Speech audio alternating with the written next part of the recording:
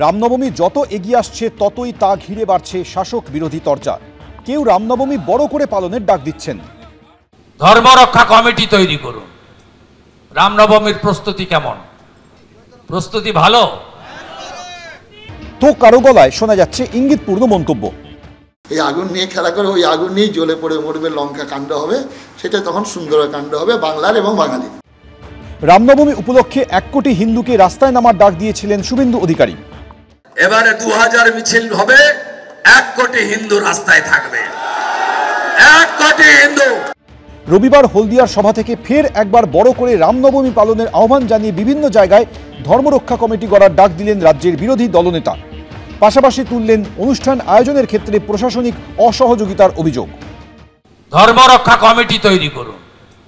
রামনবমীর প্রস্তুতি কেমন? প্রস্তুতি ভালো।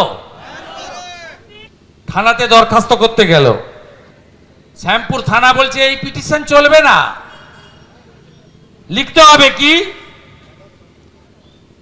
সর্বাধিক 2000 থেকে 2500 লোক থাকবে মিছিলে। মামার বাড়ি, ধর্মীয় শোভাযাত্রা, শ্যামপুরে 2 লক্ষ হিন্দু থাকে, মিছিলে হাঁটবে 2 থেকে 2500।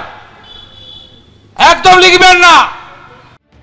সূত্রে খবর, রামনবমীতে ইডেন গার্ডেন্সে আইপিএলের কলকাতা নাইট রাইডার্স বনাম লখনৌ সুপার জায়ান্টসের ম্যাচ সরে যেতে পারে। কলকাতায় না হলে সেই ম্যাচ হতে পারে অসমে। এই প্রেক্ষিতেই এবার রাজ্য পুলিশের ভূমিকায় প্রশ্ন তুলেছেন বেলডাঙ্গার ভারত সেবাশ্রম সংঘের প্রধান কার্তিক মহারাজ। এমনকি উৎসব পালনে সমস্যা হলে লঙ্কাকাণ্ড হতে পারে বলে হুঁশিয়ারি দিয়েছেন তিনি।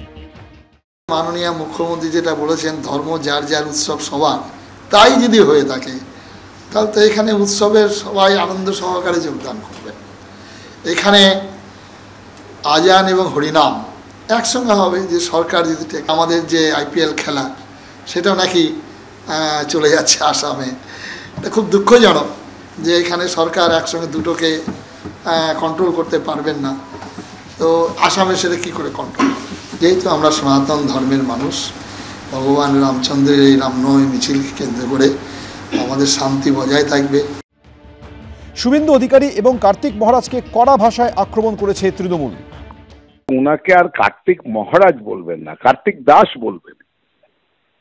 কারণ মহারাজ যে পেছনে জোড়া হয় তার মধ্যে ত্যাগের প্রতীক থাকে, সন্ন্যাসীর প্রতীক থাকে। তিনি ত্যাগ বা সন্ন্যাস ধর্মের কথা ভুলে গিয়ে এখন পুরোপুরি রাজনীতিবিদ। তো কার্তিক মহারাজ তো সেই রাস্তায় এগোতেই পারেন যে আমি রাজনীতি করছি, একটা পলিটিক্যাল পার্টি জয়েন করেছি। একজন জাস্টিস যেভাবে বিজেপিতে যোগদান করেছেন, কার্তিক মহারাজ তার ভারত সেবাশ্রম সংঘ ছেড়ে কেন মুখোশ পরে রাজনীতি করছেন?